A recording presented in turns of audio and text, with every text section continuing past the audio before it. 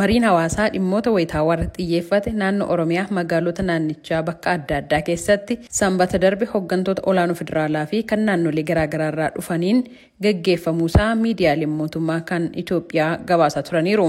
Sagaleen Ameerikaas godinaalee garaagaraa irraa jiraattota marii kana irratti hirmaatanii fi kutaalee hawaasaa adda addaa dubbisee jira. Obbo Taasisaa Waaqoyyaa jiraataa godina Wallagga Lixaa aanaa Qondaalaa ta'uu himanii mariin hawaasaa kun ammatti bu'aa hin fidu. Rakkoon Oromiyaa dhokataa miti ifa jechuun yaada isaanii ibsanii jiru. Mariin kan wallabee hawaasaa mootummaa osoo hin taane wallabee jiru bilisummaa Oromoo fi mootummaadha waan ta'eef rakkoon bira waan ta'eef isaa waliin araaramuu qabu waliin walgaafatanii isaan walitti araaramuu qabu malee rakkoon hawaasa bira hin jiru. Akka hawaasi jaallatee rakkatee jiraataa jira. Hawaasi jireenyi qaalii ta'ee itti qaalii ta'e kanan biratti immoo beelaa dhukkuba adda addaatti diramaa jira, du'aa jira, ari'amaa jira. Rakkoo hamaa keessa jira. Hawaasa maal mari'achiisu baay'ee barbaadee kan nabanii jiru. Waraana bilisummaa Oromootiin maaliif isaan lama isaanii laafilamanii rakkoo kanaaf hawaasan godhan hawaasi maal gochuu danda'a? Qaama hidhatti lamaantu walitti ta'anii waliin haasa'uudha malee mariin hawaasa maaliif barbaachisu? Obbo Muhammad Kamaal jiraataa godina Iluu Abbaa Booraa magaalaa Mattuu ta'uu isaanii himanii gaaffilee marii hawaasaa kanarratti ka'an eeraniiru.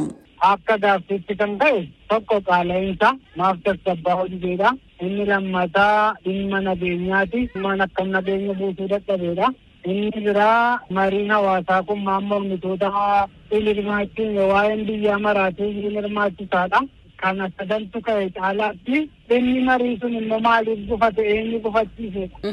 Marii adda bilisummaa Oromoo wajjin gootanii yookaan waraana adda bilisummaa Oromoo wajjin godhame maaliif hirmaata godhachuu dadhabe eenyu didee ta'e. Mariin magaalota Oromiyaa hedduu keessatti gaggeeffame kanaan dhimmi nageenya naannichaa dhimma ijoo marii kanaa ta'uudhaan ibsamaa tureera.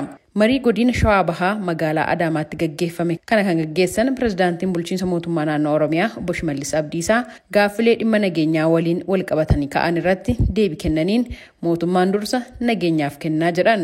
ከፈተናዎቹ አንዱ የሰላም ጦት የሰላም ጦት ከተገለጸው በላይ ነው ያለው ችግሩ.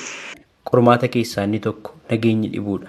Rakkoon nagaa dhabamuu kun kan ibsameen olidha. Rakkoon kun yeroo tokkoon kan dhufe miti. Adeemsi siyaasaa Itoophiyaa keessa ture hiyyummaaf kanneen biroon walitti hidhamanii rakkoo nageenyaa kanaaf sababa ta'aniiru. Waliigalaan rakkoo kana hiikuuf kallattiin jalqabaa karaa marii biyyaalessaa akka furmaata argatan. Inni lammaffaan immoo waliigaltee nagaa gaggeessuudha. Isa kana irratti mootummaan kallattii ifa ta'e kaa'ee jira. Mootummaan rasaasa tokko dhukaasuu hin barbaadu. Kanaaf amma marii nagaaf balballi mootummaa banaadha. Mariin hawaasaa kan magaalaa Adaamaatti gaggeeffame pirezidaantii bulchiinsa mootummaa naannoo Oromiyaa waliin ta'uun kan gaggeessaa turan pirezidaantiin mootummaa naannoo Amaaraa Obbo Aragga Kabbada gama isaaniitiin yaadota ka'an akka galteetti kan fudhatan ta'uu himuudhaan rakkooleen naannoo Oromiyaa keessatti gama nageenyaanis ta'e qaala'insa jireenyaa waliin wal qabatee ka'aa jiran bakka hundatti kan mul'ataa jiru jechuun mootummaan irratti hojjechuudhaaf qophiidha jechuun ibsaniiru.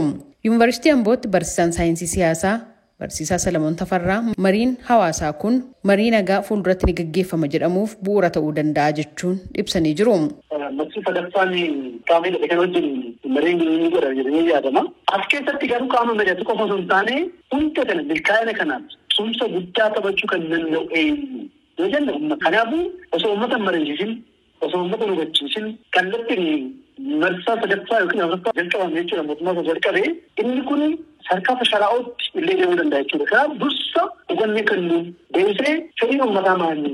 Fedhiin uummataa maali jedhanii miiliin uummata kanaa fedhii uummata kanaa daataa itti guuruun baay'ee hojjeta jedhee waan yaada. Kanaaf uummanni hubatee abbaan maricha abbaan falmii kana abbaan gaafii kana uummata ta'uu ta'e hubachiisanii booda uummanni wanti sun akka milkaa'u mariin nagaa kun milkaa'u guddaa waan godhuuf waan barbaachisu hirmaannii uummataa baay'ee murteessa. Barsiisaa Salamoon itti dabaluun mariin hawaasaa kun miira hawaasaa dhaggeeffachuudhaaf mootummaaf carraa kan uumedha jechuun himanii jiru. Gabaasa Sagalee Ameerikaatiif Tsahayi Daamxoo Finfinneerraa.